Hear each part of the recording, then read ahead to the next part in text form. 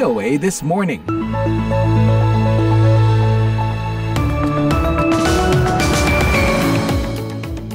Selamat pagi pendengar semuanya, Happy New Year! Hari pertama di tahun 2025 nih. VOA This Morning kembali menemani Anda di tahun yang baru ini. Langsung dari Washington DC. Gimana malam tahun baruannya tadi? Seru nggak? Apa kebablasan tidur nih? Atau jangan-jangan malah belum tidur? Begadang nungguin VOA This Morning.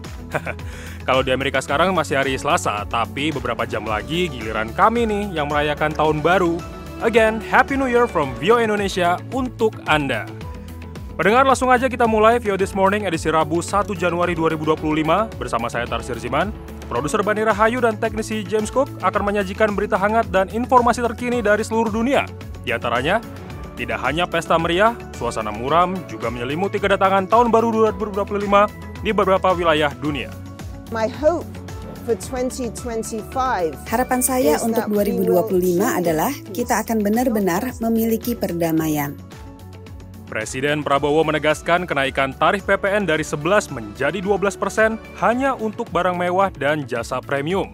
Yaitu barang dan jasa tertentu yang selama ini sudah terkena PPN barang mewah. Pendengar, VOA This Morning juga bisa Anda simak melalui situs kami www.voaindonesia.com, kanal media sosial VOA Indonesia, serta berbagai platform podcast pilihan Anda.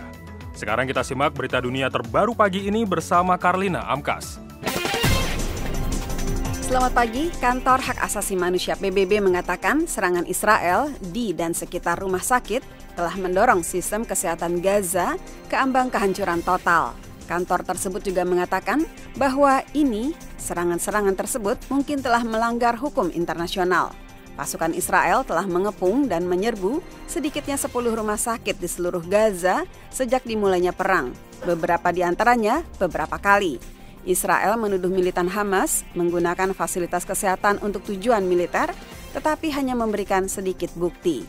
Laporan PBB yang dirilis Selasa lalu menyebutkan bahwa mereka telah mendokumentasikan 136 serangan terhadap sedikitnya 27 rumah sakit dan 12 fasilitas medis lainnya dari 12 Oktober 2023 hingga 30 Juni 2024. The report graphically details the impact of Israel's attacks from the destruction of buildings and facilities. Laporan tersebut secara gamblang merinci dampak serangan Israel mulai dari hancurnya gedung dan fasilitas hingga terbunuhnya pasien, staf, dan warga sipil lainnya.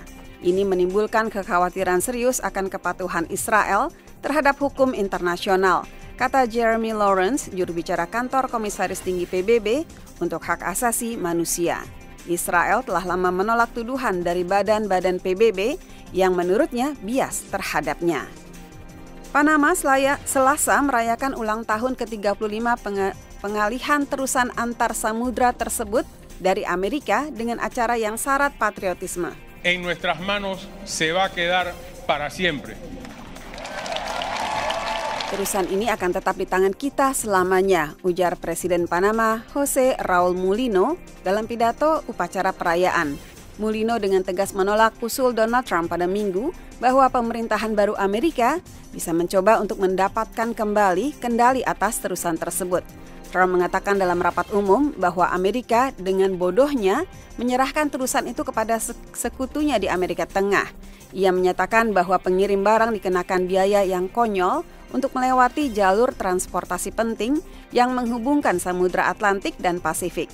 Dalam perayaan Selasa, Mulino mengenang mantan Presiden Amerika yang baru saja meninggal, Jimmy Carter, yang menandatangani perjanjian pengalihan bersejarah tersebut.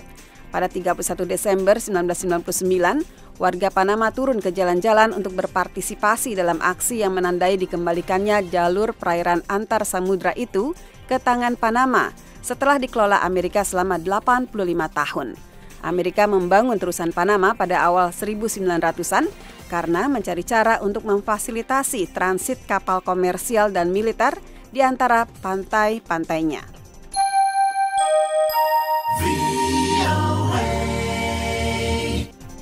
Militer Amerika mengatakan pasukannya melancarkan serangan-serangan presisi di wilayah yang dikuasai Houthi di Yaman di tengah meningkatnya ketegangan di wilayah tersebut.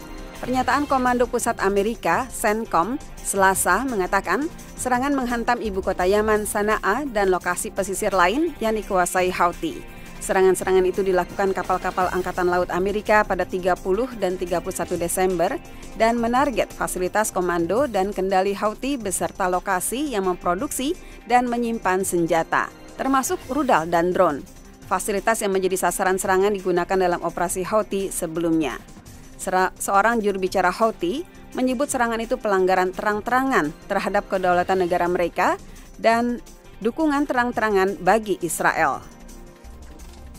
Jet-jet tempur Rafale Prancis telah menyerang lokasi kelompok ISIS di Suriah, kata Menteri Pertahanan Prancis, Sébastien Lecornu, Selasa.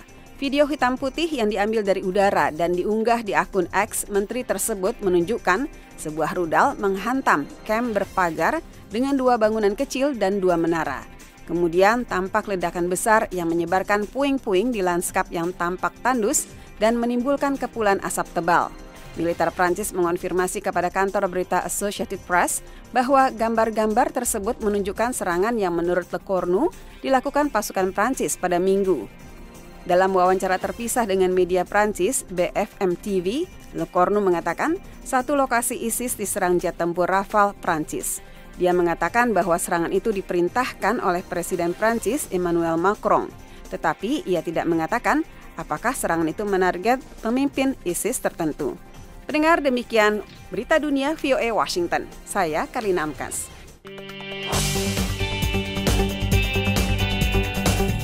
Anda mendengarkan VOA This Morning langsung dari Washington DC, Amerika Serikat. Pendengar, sebagian besar wilayah dunia telah menyambut datangnya tahun baru 2025. Tapi tidak hanya pesta meriah saja.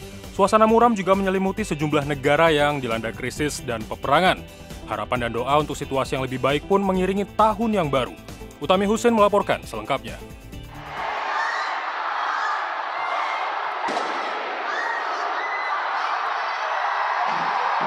Auckland, Selandia Baru, menjadi kota besar pertama yang menyambut kedatangan tahun 2025. Ribuan orang bersama-sama menghitung mundur waktu menuju tahun baru. Mereka bersorak-sorai begitu kembang api warna-warni diluncurkan dari Sky Tower, bangunan tertinggi di Selandia Baru, dan pertunjukan cahaya spektakuler di pusat kota. Negara-negara di kawasan Pasifik Selatan menjadi yang pertama memasuki tahun baru.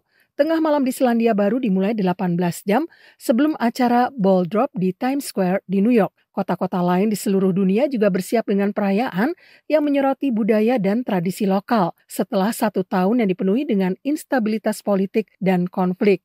Di Australia, diperkirakan lebih dari 1 juta orang memadati pelabuhan Sydney untuk mengikuti tradisi pesta kembang api. Bintang pop Inggris Robbie Williams memimpin acara menyanyi bersama. Hitung mundur ke tahun baru secara bersama-sama dan pesta kembang api juga mewarnai pergantian tahun di Taiwan yang dipusatkan di gedung 101 Tower di Taipei dan di kawasan Pelabuhan Victoria, Hong Kong. Begitu pula di Beijing, di mana pertunjukan seni dan budaya tahunan digelar di sebuah panggung raksasa. Di antara kemeriahan seperti itu, sejumlah warga di berbagai negara, terutama yang tengah dilanda krisis atau konflik, mengungkapkan harapan yang lebih baik untuk tahun 2025.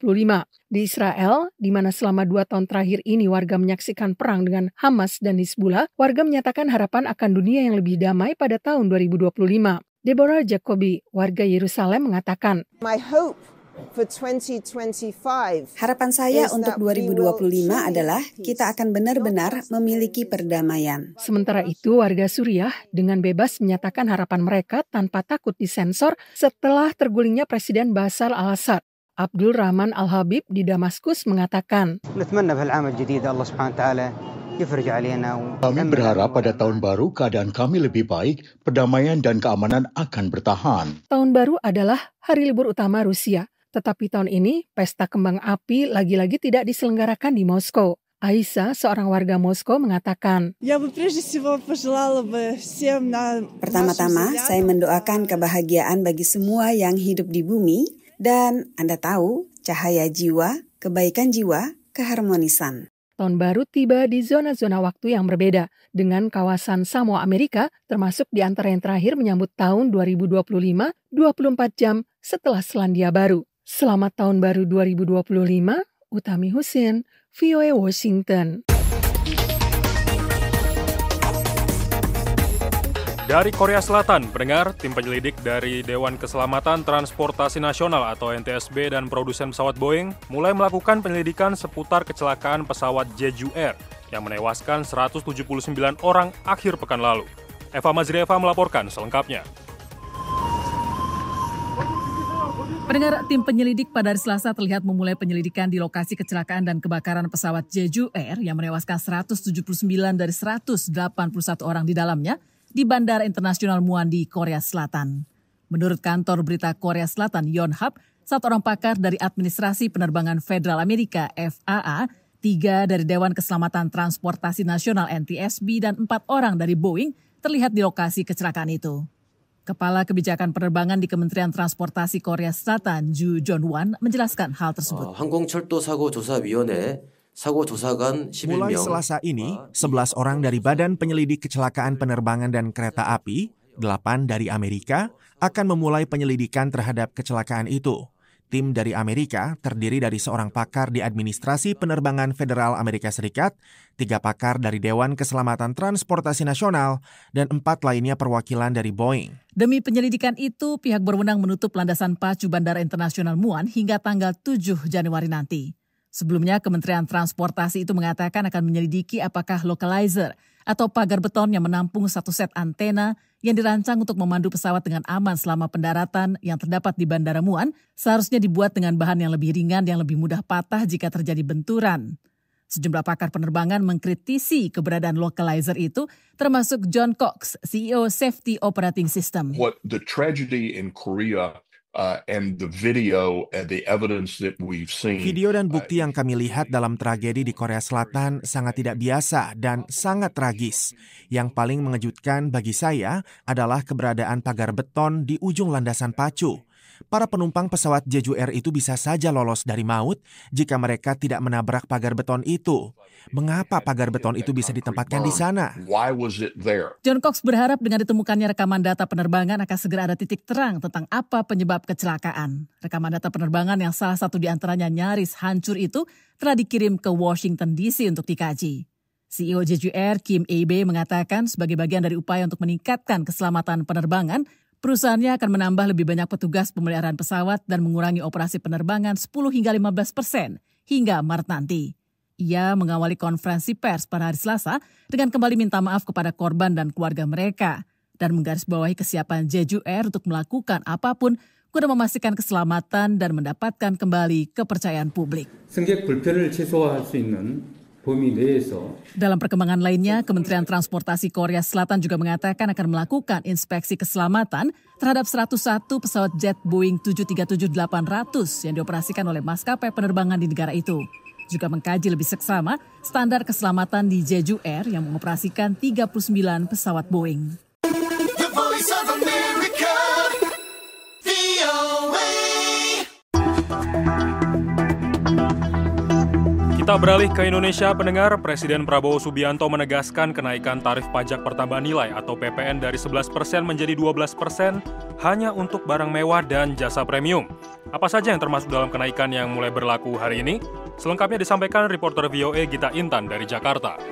Kebijakan pemerintah menaikkan tarif PPN dari 11 menjadi 12% menimbulkan berbagai penolakan karena dinilai akan memberatkan daya beli masyarakat. Namun, Presiden Prabowo Subianto kembali menegaskan bahwa kenaikan ini dikhususkan untuk barang mewah dan jasa premium. Pemerintah memutuskan bahwa kenaikan tarif PPN dari 11% menjadi 12% hanya dikenakan terhadap barang dan jasa mewah, yaitu barang dan jasa tertentu yang selama ini sudah terkena PPN barang mewah. Ia mencontohkan barang atau jasa mewah tersebut diantaranya pesawat jet pribadi, kapal pesiar atau yacht, dan kelompok hunian yang masuk kategori sangat mewah. Dengan kata lain, ujar Prabowo, barang dan jasa selain yang tergolong barang dan jasa mewah tidak ada kenaikan PPN. Dalam kesempatan yang sama, Menkyu Sri Mulyani Indrawati mengatakan kategori barang dan jasa mewah yang terkena kenaikan tarif PPN 12% merujuk pada Peraturan Menteri Keuangan Nomor 15 Tahun 2023 yang menurutnya jumlahnya sangat terbatas. Yang selama ini sudah 11% tidak ada kenaikan kenaikan. Jadi mulai sampo, sabun, dan segala macam yang sudah sering di media sosial itu sebenarnya tetap tidak ada kenaikan PPN. Ekonom Celios Galaude Muhammad mengungkapkan pernyataan pemerintah mengenai pemberlakuan kenaikan tarif PPN menjadi 12% yang dikhususkan untuk kategori barang mewah dan jasa premium perlu ditelisik lebih lanjut. Kalau menjelaskan berdasarkan penjelasan yang disampaikan oleh pemerintah, akan ada PPN yang sifatnya multitarif. Ini harus dijabarkan lebih lanjut oleh pemerintah karena Indonesia selama ini hanya memiliki PPN dengan skema single tarif. Selain itu, Imbu Galau, penting bagi pemerintah untuk menerbitkan suatu peraturan baru untuk mendeskripsikan secara spesifik terkait barang dan jasa apa saja yang termasuk kategori mewah. Menurutnya, ini dibutuhkan agar tidak terjadi bias secara preferensi bisnis dan sosial. Meskipun ada kekhususan mengenai barang mewah sekalipun, dampak ekonomi yang telah terjadi adalah harga barang sudah naik. Nah, ini yang tidak mampu dimitigasi sedari awal. Bahwa kalau kita lihat di retail, kita lihat di beberapa harga kebutuhan pokok dan harga-harga penunjang itu sebenarnya sudah naik. Nah, ini sebenarnya menjadi dampak pseudo implication yang kita rasakan. Dari Jakarta, Gita Intan melaporkan untuk VOA Washington.